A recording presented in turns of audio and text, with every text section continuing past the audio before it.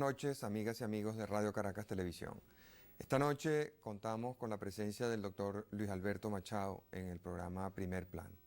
Muchas veces ustedes se me han acercado para preguntarme por qué yo invito tanto al doctor Machado a este programa, por qué no invito a otros candidatos. Y yo les he explicado, cuando he tenido la oportunidad de hacerlo, la importancia enorme que yo le atribuyo a las ideas que ha venido expresando el doctor Machado. Yo creo que si Venezuela aspira a aprovechar todo su inmenso potencial humano y físico, tiene que hacer algo con su educación.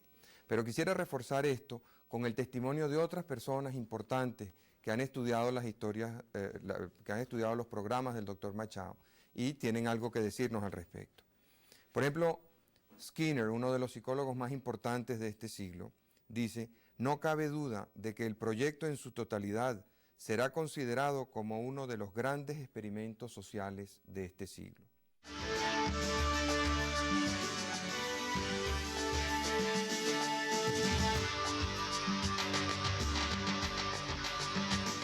Y un hombre muy eminente que lamentablemente falleció hace poco, Tarsi Bitaki, decía: el ministro venezolano puede estar ofreciendo el regalo más importante de los países del sur al resto del mundo desde que los árabes crearon el cero y los hindúes inventaron el ajedrez. La revista Lumière de París dice: podríamos casi sostener que estamos asistiendo aquí a nivel mundial a una revolución aún más importante que la que desencadenó el método de Descartes en la Europa del siglo XVII. Y Carlos Alberto Montaner, periodista muy conocido por ustedes, que ha sido también invitado a este programa, dice, refiriéndose a la historia de la civilización occidental que escribió Hugh Thomas, lo siguiente: yo creo que si mi amigo Hugh Thomas reescribiera de nuevo su excelente e inacabada historia del mundo, anotaría que a principios de la década de los 80, el venezolano Luis Alberto Machado ensayaba en su país el más fantástico y audaz experimento social de los tiempos modernos, una inmaculada revolución de la pedagogía contemporánea. Tienen aquí algunos testimonios que yo considero que explican el porqué la insistencia en conversar con Luis Alberto Machado y en ayudarlo a difundir sus ideas y a lograr sus objetivos. Buenas noches, Luis Alberto. Caramba, Marcel, muy conmovido por esta lectura que en tu voz, con tu prestigio ante país, todos estos testimonios cobran un carácter que convencerá a mucha gente realmente de la importancia que esto tiene. Y yo me siento tan orgulloso de que hayamos logrado en Venezuela concebir una idea para la transformación del mundo, porque lo que yo aspiro es realizarla en Venezuela para el mundo entero. Ahora yo veo que en otros países la han adoptado con mucho más entusiasmo que en Venezuela. ¿Es que nadie es profeta en su tierra? Sí, tarda más y es natural que sea así. Ahora, el caso está que, por ejemplo, en los Estados Unidos todas las universidades están dentro de esta línea. Hoy hay un boom sobre el cerebro humano de tal naturaleza que esta es la década del cerebro a nivel mundial y a nivel de los Estados Unidos, decretada por el Congreso americano. Y en todas partes del mundo hay más y más publicaciones sobre este tema, hasta el punto de que hay ya 50.000 libros y más publicaciones sobre esto. Acuérdate, Marcel, que yo, y esto es lo verdaderamente entusiasmante de este asunto, que lo que yo quiero hacer es poner el contenido de todos esos libros en manos de toda la población, porque es indignante pensar que los libros existen y tenemos los medios de comunicación social para llevar el contenido de esos libros a toda la población del mundo. Y lo que yo quiero es convertir las cuñas de televisión y de radio, y los avisos de prensa y los micros de cine en el instrumento del desarrollo de los pueblos. Porque exactamente lo mismo que en medio por estas calles hay cuñas que llevan al país a tomar unas acciones y se convencen de tomar un producto u otro. Entonces, ¿por qué no aprovechar la cuña como tal? No solamente programas culturales que deben ser el máximo posible y los mejores posibles, no son cuñas. Yo los concibo como el instrumento fundamental del desarrollo de los pueblos. Porque, por ejemplo, si tuviéramos esos libros, pero no tuviéramos los medios de comunicación social, no podríamos llegar a todos los venezolanos y a toda la población del mundo. Pero hoy sí podemos, a través de Radio Caracas Televisión. Podemos llegar a Venezuela entera. Entonces yo gastaré, Marcel, si llego a ser presidente, miles de millones de bolívares al año en cuñas. ¿Tú te acuerdas que ¿Pero qué persiguen esos mensajes?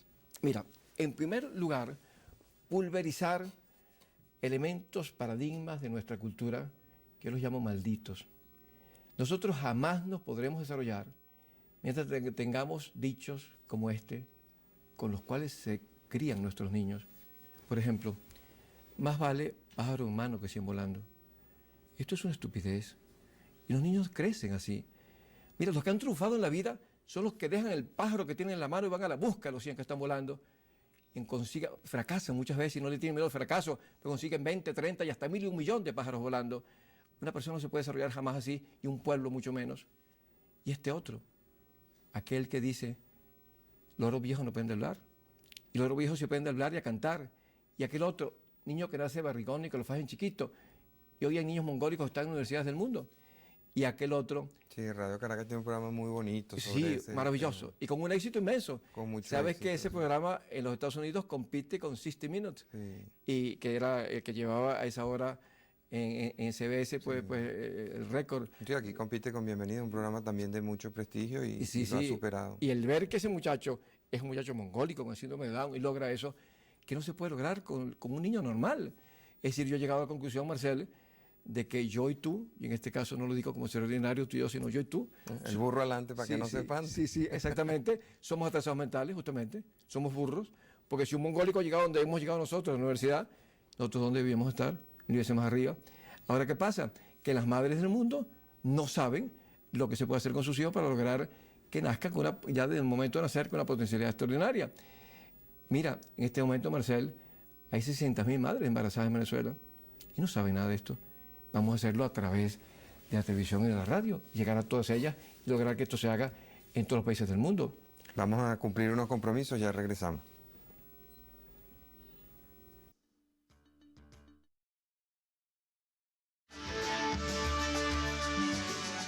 Hace un momento tú nos decías que en parte, una parte de los objetivos que tú te propones lograr es destruir una serie de paradigmas negativos, de modelos falsos que existen entre nuestra población. ¿Qué más?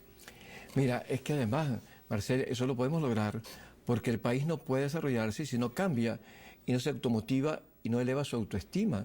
Permíteme, inclusive, decirte otros refranes que tenemos que pulverizar. Aquel de que lo mejor es enemigo de lo bueno, confórmate con la mediocridad. Y aquel otro, más vale malo conocido que bueno por conocer. ¿Cómo puede desarrollarse un país así? Entonces, nosotros podemos lograrlo, esa es la primera parte. ¿Y de dónde crees tú que vienen todos esos dichos, tan conformistas todos? Diría de una cultura... Como de tanta resignación. Sí, de una cultura resignada, una cultura de la mediocridad, una cultura de fracaso, que parte de la base de que justamente eso no se compra en la botica, ese es el origen, que cree que las cosas ya vienen desde el momento de nacimiento. Es un determinismo que tenemos en nuestra cultura de que las cosas no se aprenden. Parece una cultura enemiga del cambio. Sí, así es. Todos esos refranes, todos esos dichos que tú has comentado, en el fondo lo que demuestran es, o sea, vienen de una sociedad que no quiere cambiar, que se conforma, que se resigna con lo que tiene, y esa no pareciera ser la situación de Venezuela en este momento. Hemos visto cómo el poder inmenso que han ejercido sobre el país en los últimos 35 años los partidos políticos se está derrumbando, y vemos cómo el prestigio de la mayoría de los expresidentes se ha vuelto nada, sal y agua.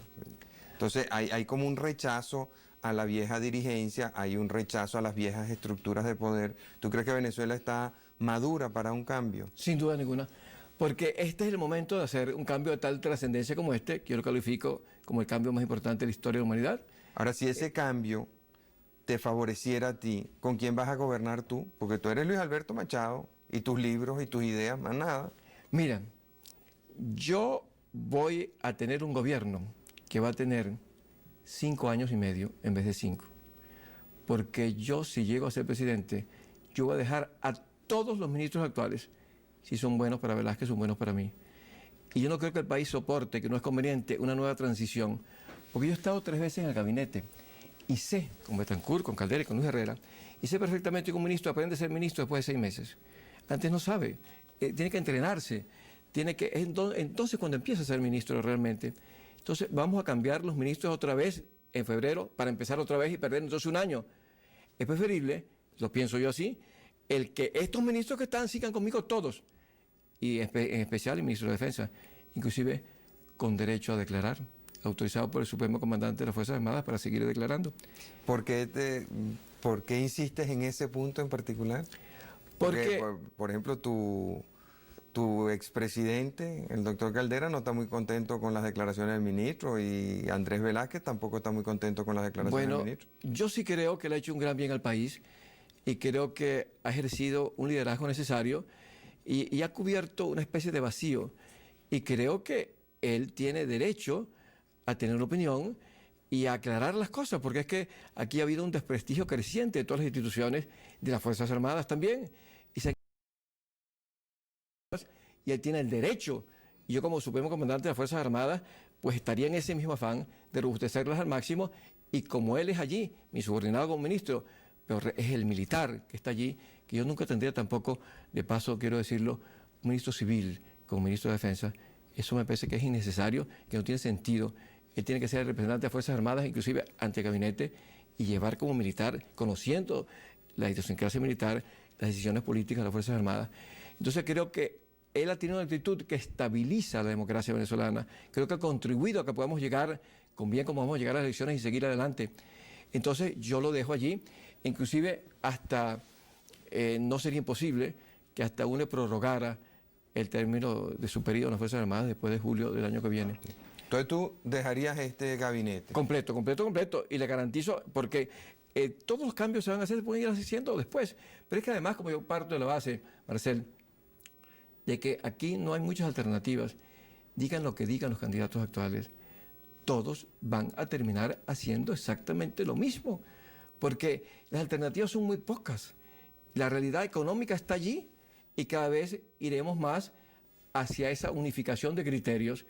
Y yo, mira, si a mí me dijera un ángel que viniera y me dijera, mire, si usted dice que usted va a garantizar que el IVA va a desaparecer, si usted dice que usted no va a aumentar el precio de la gasolina, si usted dice que todo el mundo va a vivir mejor a usted llegar al gobierno, usted va a ganar las elecciones, yo no diría eso jamás. No solamente porque estaría engañando, sino por una razón pragmática, porque no ganaría nada con ganar la presidencia, porque me van a tumbar como un necio a los 3 meses.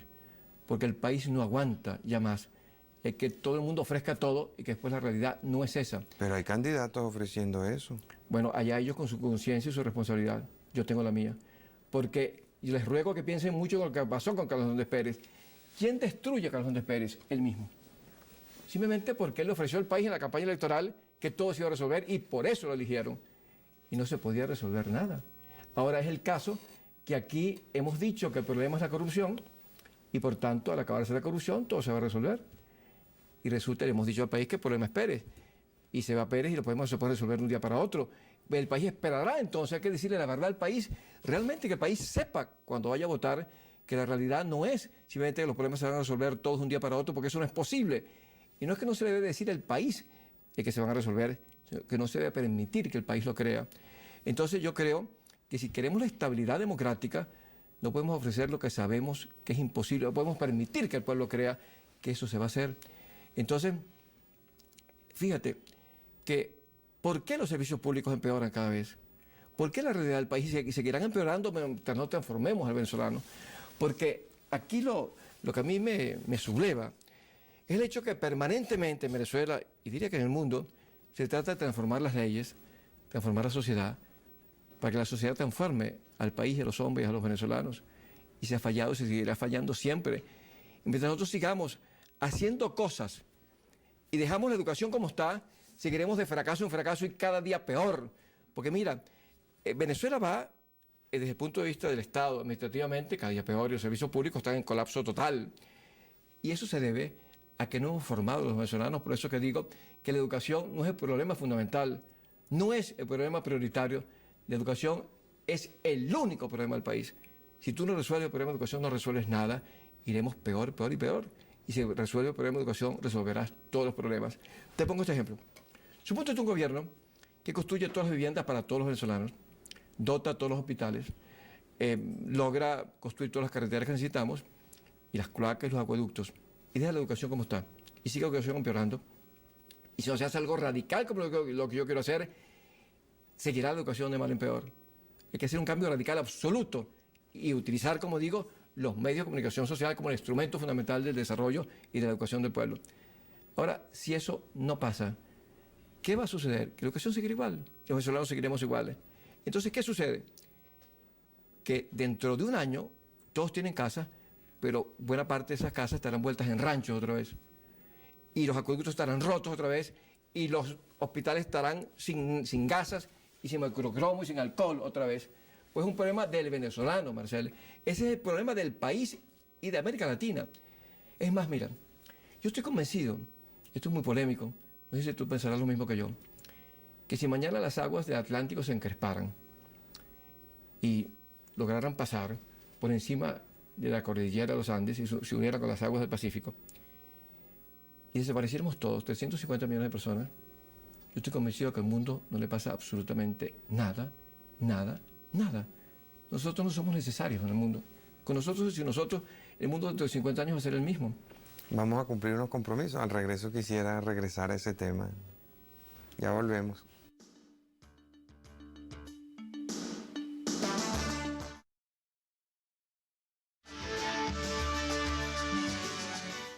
Hace un momento tú decías que si una ola gigantesca del Atlántico nos barriera como continente a toda América del Sur, el mundo no cambiaría en nada. ¿Tú crees de verdad eso? Sí, estoy absolutamente convencido. Y además, ¿Tú no crees que aquí hay un potencial creativo inmenso? un potencial. Pero Bueno, el mundo perdería ese No potencial. una efectividad creativa. Sí, pero ese potencial se frustrará como se sigue frustrando porque nosotros tenemos que hacernos la pregunta primera, ¿por qué pasa eso aquí?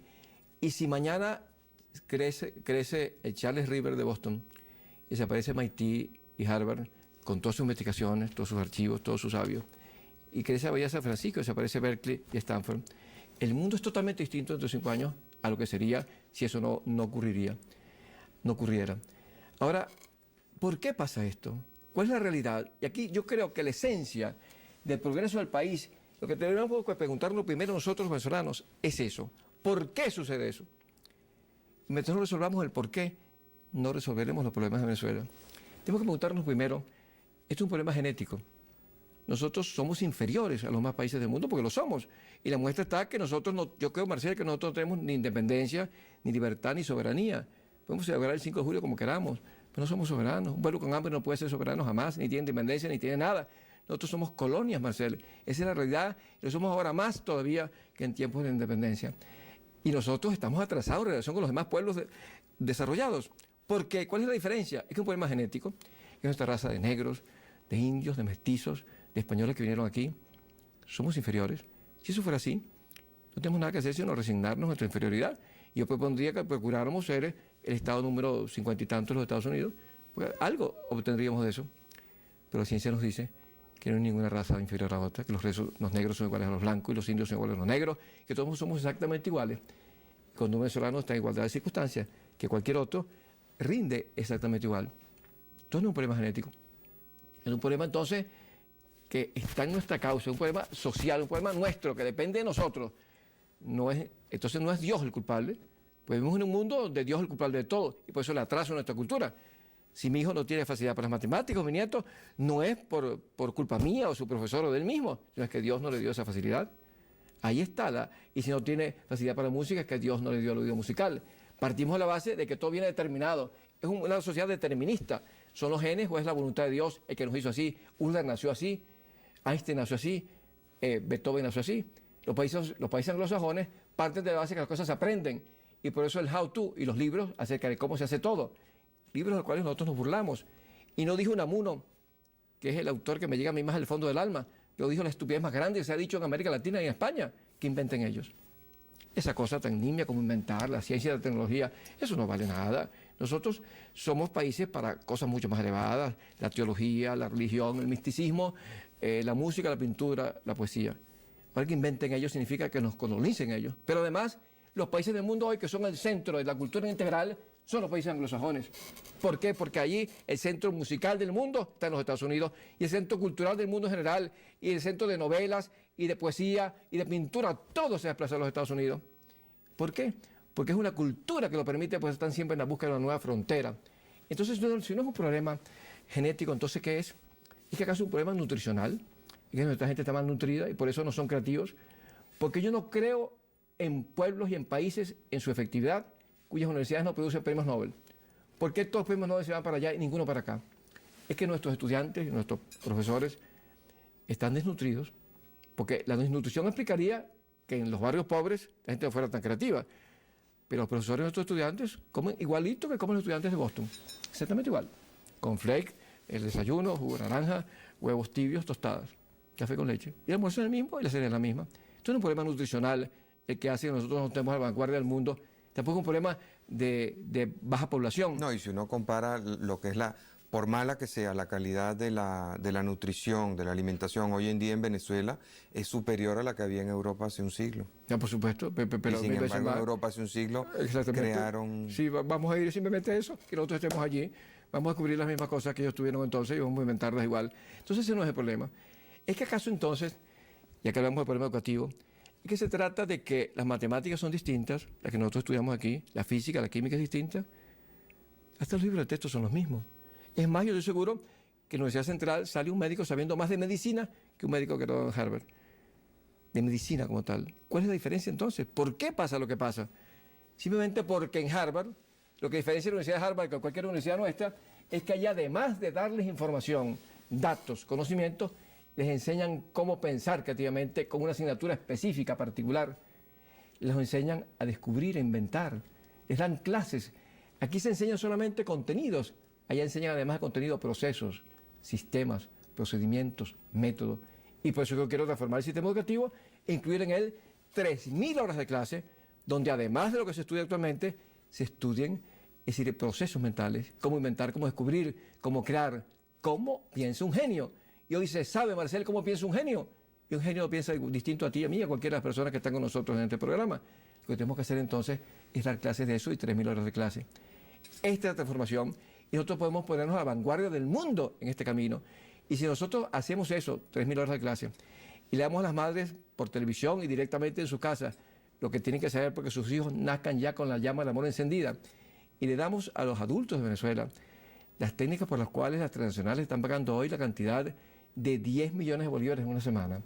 Y todo eso, lo repito, porque esto me parece que es de una importancia radical, pues es la primera vez en el mundo que se plantea convertir la televisión y cuñas, no solamente la televisión, repito, son cuñas de televisión y de radio y avisos de prensa y micros de cine en el instrumento fundamental del desarrollo. Porque es que para mí el desarrollo está en el ser humano y nada más que en el ser humano. Y como te decía antes, aquí en Venezuela, tú cubres el medio físico, das todo el país y no transformas al venezolano y volvemos otra vez al trazo más absoluto y seguimos teniendo pobres. Porque el problema fundamental es la pobreza. ¿Y por qué los pobres son pobres? Porque no saben cómo dejar de ser pobres. Y por eso, en un programa contigo, lo dije, lo digo en todas partes, sin miedo ninguno, en radio, en televisión, y cuando voy a los barrios, lo digo allí. Y lo maravilloso es que en los barrios también me aplauden cuando lo digo. Cuando digo, yo estoy en contra de eso que se llama la distribución de las riquezas. Eso parece que es un disparate, es un engaño al pueblo. Tú lo has dicho en este programa también. Y yo quiero que lo repitamos otra vez. Si nosotros, Marcel, tomamos a todos los ricos de Venezuela y quitamos todo el dinero que tienen, y con eso hacemos miles de familias pobres, multimillonarias, dentro de poquito tiempo, muy poco tiempo, todos los ricos vuelven a ser ricos otra vez y todos los pobres están peor que antes. Tú citabas en un programa aquí lo que había pasado, los que se ganan el loto, la lotería, el 5 y 6, y como hay experiencias en otros países del mundo que lo demuestran así. Todos vuelven a ser pobres otra vez. Entonces, ¿qué ganamos nosotros con distribuir la riqueza? No ganamos absolutamente nada. Lo que tenemos que distribuir son las técnicas por las cuales se produce riqueza, son técnicas mentales. Repito, se trata de transformar la sociedad, pero la sociedad transforma a los hombres, se transforman los hombres transforman la sociedad. Y si no es así, si no transformamos al ser humano, no tendremos prosperidad ni felicidad jamás, nunca. La clave está allí y todo lo otro que se haga, Marcel, todo lo otro que se haga sin transformar radicalmente el sistema educativo, concebido desde el nacimiento, desde el embarazo, no desde el nacimiento, desde el embarazo hasta la vejez. Si no hacemos eso, como el problema del país, repito, no es el principal problema, es el único problema, si no hacemos eso, Marcel, yo creo que todo lo demás es basofia, es bosta de vaca. Todo lo demás que se haga es bullshit, bullshit y nada más que bullshit. Todo lo otro que se haga se transforma primeramente al hombre, a los niños, a los estudiantes, a todos los adultos del país. Aquí está la clave del progreso y la única posible. ¿Y por qué tú no te conformas con ser un pensador, un intelectual, un profesor universitario, como han sido todos esos pensadores que tú citas y que pones de ejemplo? ¿Por qué el interés en la política? Porque he llegado a la conclusión de que es la única manera de lograrlo. ¿Por qué? Porque yo fuera un pensador y sería uno más en el mundo. Hay muchos, hay miles de ellos. Hay un boom sobre esta materia y son muchos los que dicen esto. Te digo, hay 50.000 libros escritos sobre este particular. Y están allí. Lo que tengo que hacer es ponerlos en manos del pueblo. Y aquí está la clave.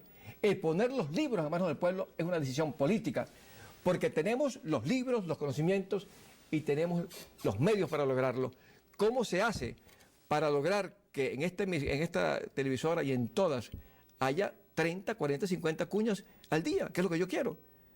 Hacer de eso una meta nacional fundamental a través de la radio y la televisión, enseñar a las madres con cuñas 30 segundos que tienen que hacer con sus hijos, los estudiantes estas 3.000 horas de clase también apoyadas por la televisión y los adultos que aprendan en la fábrica, en los cuarteles, en los barrios, en las urbanizaciones, las técnicas para desarrollar su capacidad, que también lo reciban por la televisión. ¿Cómo se hace eso? Cuando yo era ministro, Marcel, tú me dabas a mí 4 cuñas gratis, que después se paralizaron. Fíjate tú la estupidez que significa haber paralizado eso. Y todos mis programas se hundieron, se paralizaron. Entonces, ¿cómo se hace para tener 40, 50 cuñas aquí en esta emisora? Tiene el gobierno, el Estado que pagarlas. Yo las quiero pagar para que estén en medio por estas calles. En Radio Rochela, en los momentos de mayor audiencia, en los breaks justamente de tu programa, aquí 3 cuñas, una para las madres, otra para los estudiantes, otra para los adultos con técnicas específicas y otra cuarta en función de esos paradigmas de la autoestima, de la automotivación del venezolano, que sepamos que somos iguales con cualquier otro y podemos llegar a la cúspide del mundo. Entonces, eso no puede hacer si no llegó al poder, porque no se puede hacer, y la prueba es que no se ha hecho. Yo he recorrido el mundo 3 veces, Marcel, antes de ser ministro, cuando fui ministro, después de ser ministro. Le he pedido a los políticos del mundo, por amor de Dios, compartan las glorias de esta idea conmigo, vamos a hacerlo todos. ¿Y quiénes lo han hecho hasta ahora? ¿Quiénes lo han hecho realmente? Los políticos en el mundo, como políticos, que se han interesado en esto radicalmente, son Luis Herrera, que me nombró ministro y va a pasar a la historia por ese nombramiento, y Fidel Castro, que ha dicho, esta idea es la idea más importante del siglo XX. Pero sus gobiernos no son así paradigma de lo que es un buen gobierno, ninguno de los dos. Sí, pero ten en cuenta, bueno, la historia de Luis Herrera, de la justicia, y lo que él hizo por la cultura, lo que hizo por la educación, y el nombramiento que significa haber nombrado un ministro de Estado para el desarrollo de la inteligencia, significa algo histórico, porque debe ser el pionero en el mundo de esto. Lo es como si el general Castro hubiera nombrado un ministro para el desarrollo de la aviación. Cualquiera que hubiera sido el resultado, aparecería hoy como una gloria para Venezuela. Y fíjate tú que es tan grande lo que hizo Luis Herrera, que si yo llego a ser presidente, yo no podría hacer otra cosa que continuar lo que él hizo conmigo siendo ministro, pero la decisión a nivel de Estado fue de él. Entonces, el hecho es que en el caso de Fidel Castro, tenemos Fidel Castro, lo que ha dicho, es la idea más importante del siglo XX, y por otra parte, el anticastro, que Alberto Montaner, el que tú dijiste, dijo, es la experiencia, la revolución más importante de los tiempos modernos. Entonces, los resultados pueden ser unos u otros, pero el hecho es la conciencia de hacerlo. ¿Y qué pasa en el resto del mundo? ¿Y cómo se puede permitir, cómo puedo yo permitir, convencido de eso, el no realizarlo a través del único medio por el cual creo que lo puedo realizar? Porque, además, Marcel, yo quisiera hablar con el señor Clinton sobre este particular, pero ¿cómo lo hago ahora? No puedo. Yo soy jefe de Estado, estaré con él un fin de semana entero en Camp David para convencerlo de que se dirija al país simplemente diciéndole vamos a tener los niños más inteligentes del mundo en los Estados Unidos. Y yo lo que haría, en primer lugar, al ser presidente, es trasladarme a las Naciones Unidas y firmar de ahí una carta para todos los jefes de Estado del mundo, invitándolos a una alianza universal para el desarrollo de la inteligencia y una reunión que tuviera lugar en las Naciones Unidas 6 meses después, para que todos los jefes de Estado del mundo pongamos acción en este camino. Después me iría a la UNESCO en París, después iría a ver al Papa en el Vaticano, para que se ponga al frente de esta acción monumental para la transformación de la humanidad. Pues yo no solamente pienso en Venezuela, sino en el mundo entero. Porque cuando me doy cuenta de esta realidad, que es lo que me indigna por una parte y me motiva y me da esperanza por la otra, que podemos hacerlo a partir de mañana si se toma la decisión política de hacerlo, porque tenemos los medios, los conocimientos y los medios. ¿Cómo podemos permitir? Mira, durante este programa están naciendo 40, 50 niños, hoy en día, nacen hoy, y son 3 niños por segundo que nacen cada día en el mundo. Entonces, esas madres no saben nada de lo que pueden saber, lo que tienen que saber para realizar una revolución dentro de sus propios hijos, para que sean felices toda la vida, y que los niños creados en esta forma no sean ampones, no sean drogómanos, no sean ladrones, no sean asesinos. Entonces, una generación creada así es totalmente distinta a la que existe hoy. ¿Cómo es posible que existen los conocimientos? No se los damos a las madres. No es un crimen con las madres del mundo lo que estamos combatiendo. Hay 600.000 madres embarazadas en Venezuela que no saben nada de lo que se puede hacer. No es un crimen con ellas. Ahora, ¿cómo se hace eso si no es a través de la jefatura del Estado? ¿Cómo se hace eso en otra forma? Te repito, si yo fuera un científico sobre esto, un pensador, que lo soy también porque tengo mis libros, y he creado un ismo en América Latina, un ismo nuevo, se llama el inteligencialismo. También Carlos Alberto Montaner se ha referido a eso. Él ha dicho, este es el único político latinoamericano que ha creado una idea original en el mundo. Porque ¿cuál es el ismo que se creó en América Latina? Yo he creado uno, el inteligencialismo. El continuismo. El continuismo exactamente, que es la antítesis de toda ideología.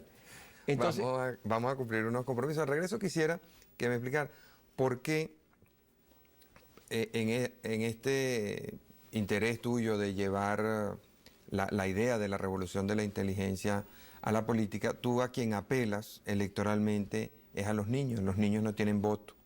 Ya regresamos.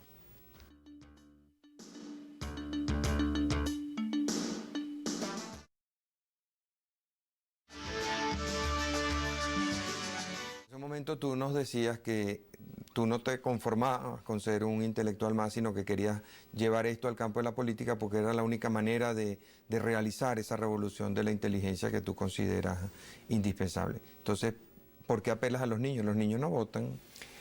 Pero las madres sí. Y justamente yo diría que debe haber miles ya de niños en Venezuela que le dicen a sus madres lo siguiente. Fíjate esto, que te voy a contestar tu pregunta, entre otras cosas, con este testimonio de un niño.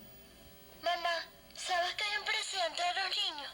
Se llama Luis Alberto Machado, pero yo no puedo votar. Vota por él, mami. Hazlo por mí. Esto es una cuña que está en la radio y que voy a traer a la televisión también. Pero esta cuña surge del testimonio de decenas de madres que me llaman por teléfono y me dicen, mire, mi niño me dice esto. Hay unos niños que dicen, mamá, ¿tú sabes que va a haber 2 presidentes?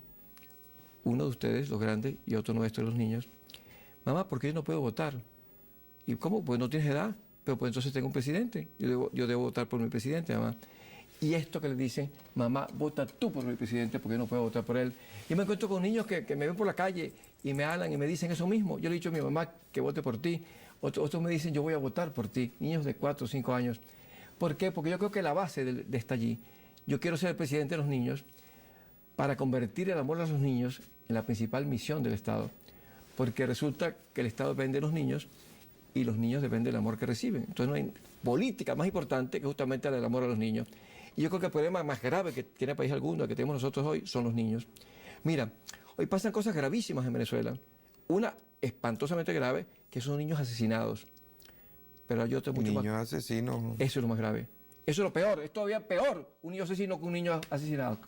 Hay niños que han matado a 40 y han recibido 60.000 bolívares por muerto.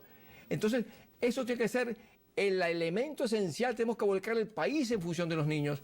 Porque además, Marcel, si nosotros hubiéramos tenido un presidente de los niños hace 30 años, por decir algo. Digo 30 años porque es el espacio-tiempo en donde una generación nueva puede entrar y una persona puede ser presidente. No habría ningún problema en Venezuela hoy. Y estoy seguro de que si hubiéramos tenido un presidente de los niños, ninguno de los que somos candidatos hoy seríamos candidatos. El candidato del próximo presidente, si no un hombre de 30 años, que no sería antes porque la Constitución se hubiera impedido, pues sería 10.000 veces más capaz que cualquiera de nosotros. Y eso es lo que tenemos que lograr, que los niños nos superen, pero no solamente es el ideal de un padre, que tiene que querer que su hijo supere, el ideal de un maestro, tiene que ser el ideal de la sociedad, que algunas generaciones nos superen, y el ideal de un político tiene que ser, así lo consigo yo. Ahora, ¿tú no crees que en la sociedad contemporánea hay un afán de gratificación inmediata, mucho más fuerte que el amor a los niños. O sea, que la gente se llena la boca diciendo que quiere mucho a sus hijos, que sus hijos son lo más importante que tiene, bla, bla, bla. Pero en la realidad, lo que la mayoría de la sociedad busca es su gratificación inmediata. Y eso explica un poco el fenómeno político que tú comentabas hace un rato. Viene un candidato, le promete a la gente que los precios van a bajar, que la inflación se va a acabar, que va a haber paz y tranquilidad, que los servicios públicos van a funcionar, que la corrupción se va a evaporar y que todos vamos a ser felices. Y entonces, pensando en la gratificación inmediata, eso es lo que yo quiero ya, ahora mismo, entonces va la gente y vota por ese candidato. Entonces, al cabo de un año, 2, 3, se da cuenta que aquello no era posible y la gente no se echa la culpa a sí mismo. Todos esos millones de personas que votaron a favor de Carlos Andrés Pérez o de Jaime Lucinchi o de Luis Herrera, no se echan la culpa a sí mismas de lo que pasó. Los malos son Pérez, Lucinchi, Herrera, etcétera, que no cumplieron. Entonces vamos a buscar otro nuevo y caemos en la misma tentación. O sea, aquí se combinan dos cosas, ese deseo de la gratificación inmediata y un análisis muy pobre, pues, de lo que es el porvenir y muy poco deseo de esforzarse en construir el porvenir. Claro, por eso es que un estadista es que se ocupa justamente del porvenir, no que se ocupa de lo inmediato. Pero es que no hay otra solución posible. Porque mucha gente me dice, por ejemplo, pero ¿cómo va a hacer usted eso cuando hay hambre en el país? Pero es que no hay otra manera de resolver el problema del hambre que este. No hay otra manera posible. Pues los pobres nunca dejarán de ser pobres si no se les eleva su condición, no se les enseña a pescar. Enseñar a pescar es enseñar a pensar. Porque los pobres son pobres, no porque sean genéticamente inferiores. Simplemente es un problema de capacidad. Y el problema del país es un problema de capacitación, simplemente. Porque, ¿qué es lo que está pasando actualmente en Venezuela? Esta crisis económica que se debe. Todo lo que pasa actualmente, ¿qué es? No es la corrupción, no. El problema de Venezuela es la incapacidad del país como país. Entonces, como somos incapaces como país, dependemos del petróleo. Y el petróleo se vino al suelo. Y el presupuesto actual es muy inferior al presupuesto de hace 20 años.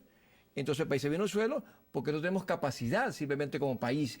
Si nosotros no desarrollamos a los venezolanos y no que los capacitamos, jamás podremos desarrollarnos y seguiremos de mal en peor. Y si el petróleo sigue bajando, pues nos moriremos de hambre. Pero fíjate, oyendo ese cuento de que tenemos que sembrar el petróleo, tenemos ya 50 años y no hemos sembrado nada.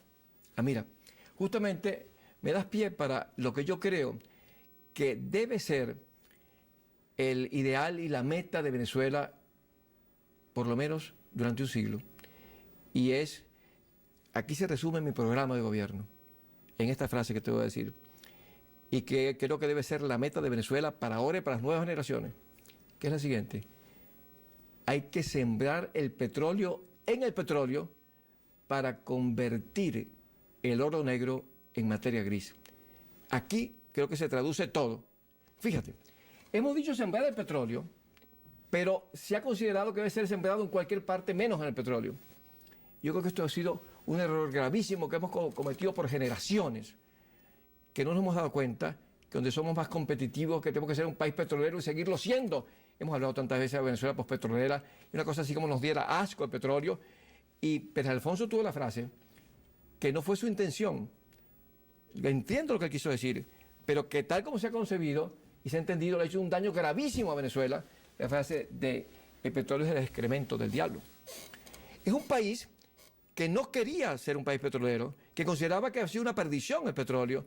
Yo pienso todo lo contrario, he estado defendiendo esto desde hace años y nunca he entendido eso. Digo, un país que lo único que tiene es competitivo y lo único que le permite desarrollarse hasta ahora ha sido petróleo. Vamos a sembrar el petróleo en el petróleo, pero además partiendo de la base de que eso tenemos que hacerlo para el oro negro, convertirlo en materia gris, porque es eso. Entonces, si yo llego a ser presidente, el eslogan de PDVSA será: sembramos el petróleo en el petróleo.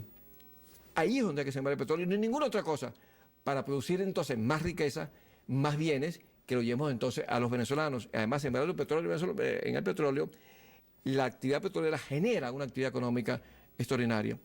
Es decir, que motiva y es la locomotora que justamente desarrolla el país. Entonces, ¿qué quiero yo en este camino?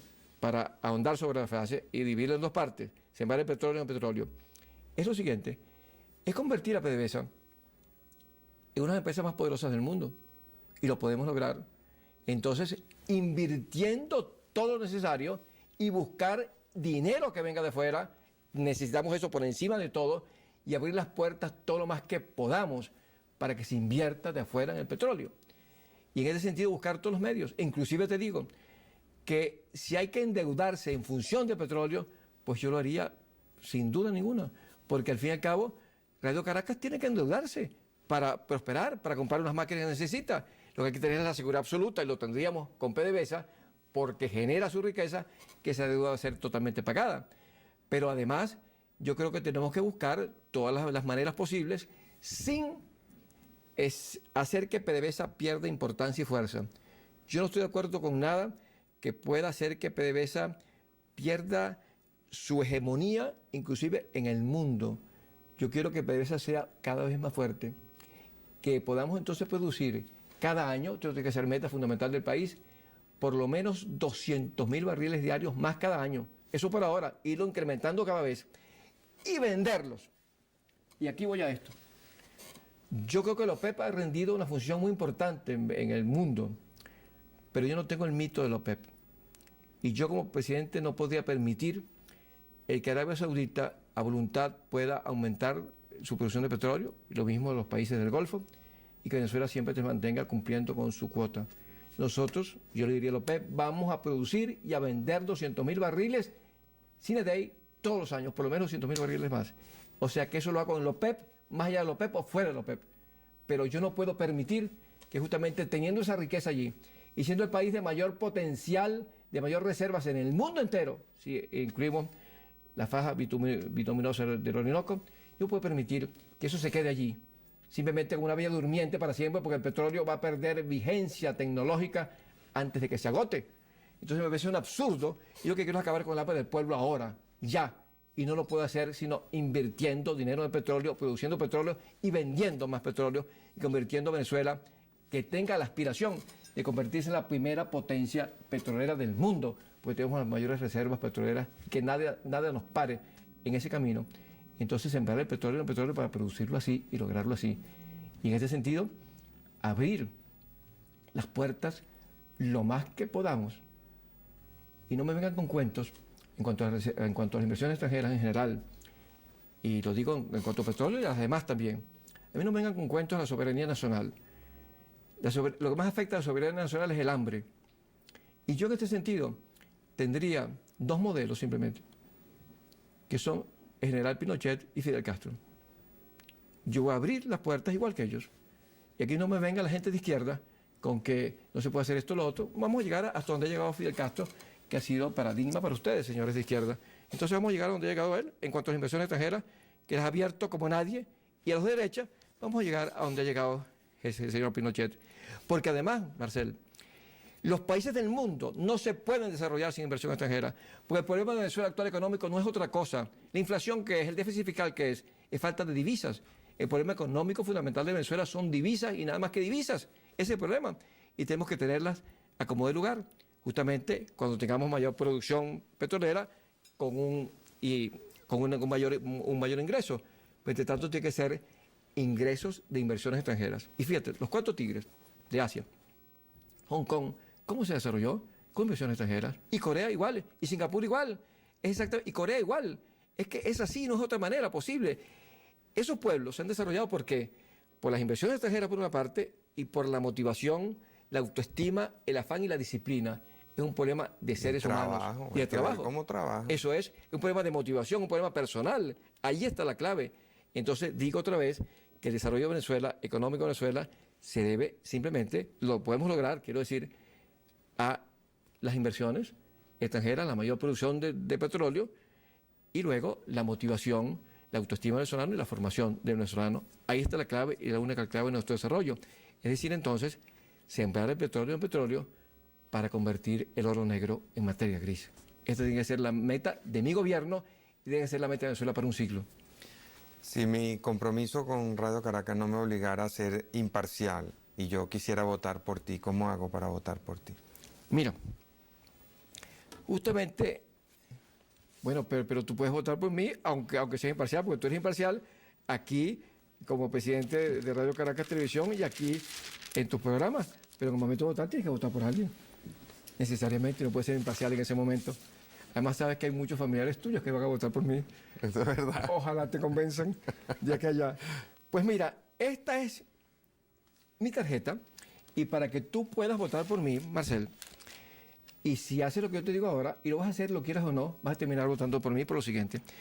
Yo te pido que cuando tú veas este círculo, lo veas en la calle, cuando salgas de aquí para tu casa ahora, tú vas a ver este círculo y mañana por la mañana, cuando salgas de tu casa hacia acá, lo vas a ver muchas veces porque hay muchos camiones que tienen este círculo. Sí, los de verdad, los de Pepsi Cola, ¿no? Pues mira, sí, hay camiones y son 3.000 camiones en el país. Y fíjate tú que mi círculo no es exactamente igual al de Pepsi Cola, pero son los mismos colores. ¿Tú tienes un acuerdo con la Pepsi Cola para esto? No, en absoluto, en absoluto, en absoluto. Y yo no llegué a esto por imitar a Pepsi Cola.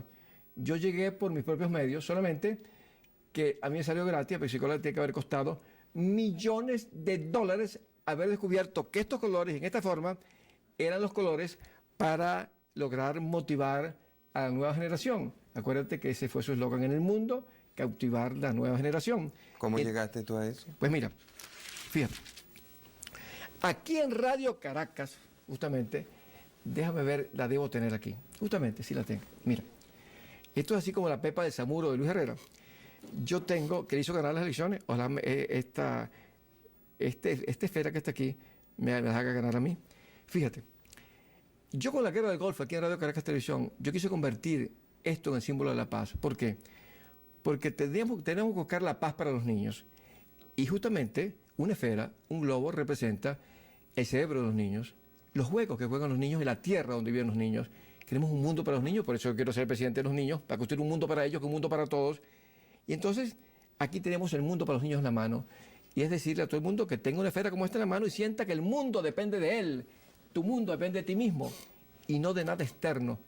Es decir, la realidad del mundo depende de nosotros mismos y la nuestra. Y al ser la nuestra, la del mundo.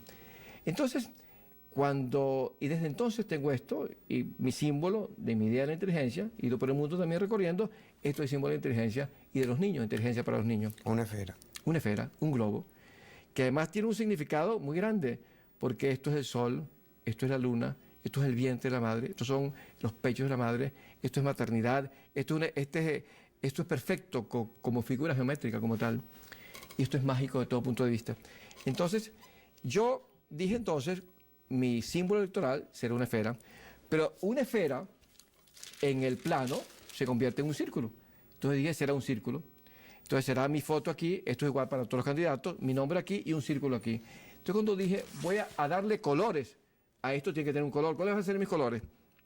Entonces me puse a ver las banderas de los países del mundo. Me encontré con algo, yo jugaba con esto en la noche, veía aquí, hago esta combinación, esta otra, y me encontré con que los países que habían dominado la Tierra en los últimos 400 años, los 4 tenían los mismos colores, que son Inglaterra, Holanda, Francia y los Estados Unidos. Esto eran rojo, blanco, azul. Entonces me dije, estos van a ser mis colores, sin duda, pues esto no puede ser casualidad. Son países agresivos, países de una acción hacia adelante, de un optimismo y de un afán, y conquistaron el mundo. Y países de un sentido imperial, un afán de conquista. Y resulta que me puse a averiguar entonces qué significaban estos colores juntos, y significa seguridad, aliento, optimismo ante el futuro, los tres. Entonces yo dije, estos van a ser mis colores sin duda. Y estando en esto, me encontré con que eran los mismos colores de Pepsi Cola. Entonces ya no tuve duda, que inclusive la forma tenía que ser esta y no otra, porque había que dar alternativas, que fuera azul arriba, rojo abajo. No, cuando vi que Pepsi Cola tenía esto, dije, tiene que haber gastado millones de dólares para llegar a la misma conclusión que yo, y a mí salió gratis. Entonces, evidentemente, mis colores van a ser esto y en esta misma forma. Y entonces ahora, por eso te digo a ti, que cuando veas este círculo, y lo vas a ver muchas veces, cuando pases por un automercado, por ejemplo, y pases por un bar, una carretera, y un restaurante, y una bodega, y un supermercado, acuérdate de mí, y cuando vayas a un automercado y ves allí, y que tu mujer y todos cuando vean allí unas botellas de estas, acuérdense de mí, y se venden 10 millones de botellas al día, y son 3.000 camiones que están dando vueltas, y todo eso evidentemente me beneficia a mí, y yo estoy haciendo propaganda a ellos también. No hay un convenio, pues yo les hago propaganda, sin duda ninguna, porque hay gente que se le ha ocurrido inclusive por beneficiarme a mí, y yo soy responsable.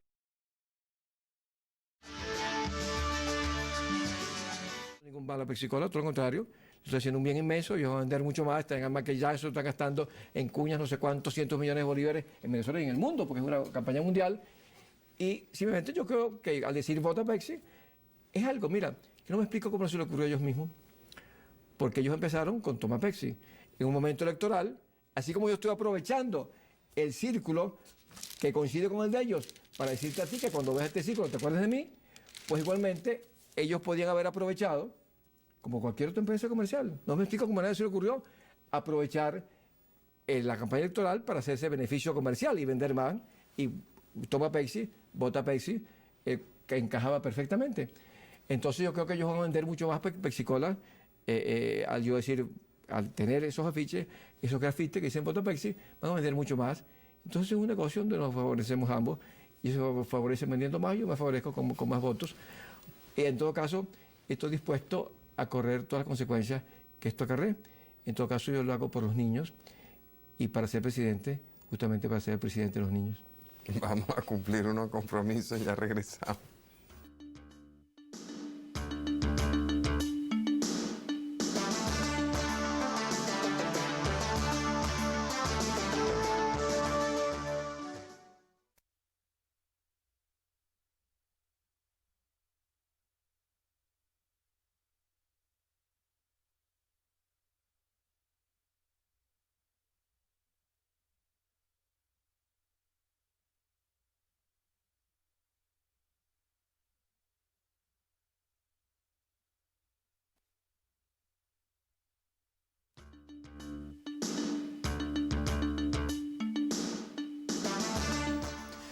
Toda esta idea de hacer una revolución de la inteligencia que le permita al ser humano superarse y que la próxima generación sea mejor que esta cosa que no ha venido ocurriendo en los últimos tiempos en Venezuela, estaría muy bien si ese estar mejor no es solamente comer más o tener mejores servicios o ser más alto o ser más fuerte.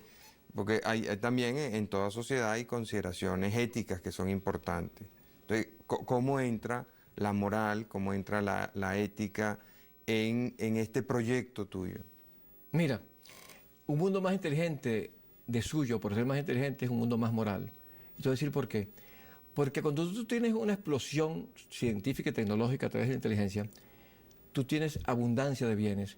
Cuando tú le dejas a los pobres las técnicas por las cuales la transnacional está pagando hoy 10 millones de bolívares en una semana, los pobres dejan de ser pobres. Acabamos con las clases, acabamos con la pobreza y tenemos abundancia de bienes. Entonces, por esa razón, habrá menos robos, porque habrá menos cosas que robar, porque hay más abundancia, menos guerras, menos asesinatos. Nosotros hacemos que disminuya, es decir, la forma que se vulneran algunos mandamientos de la ley de Moisés, justamente teniendo mayor abundancia. Pero fíjate que no, la criminalidad no está centrada exclusivamente alrededor de la pobreza. Hemos visto, o sea, que muchísimos de estos fraudes que están ocurriendo en el país y que ocurren en otros países, más bien son hechos por gente de muchos recursos. Cuando tú ves los casos aquí de los sobres bomba o de los carros bomba, escándalos financieros que hay en el mundo entero.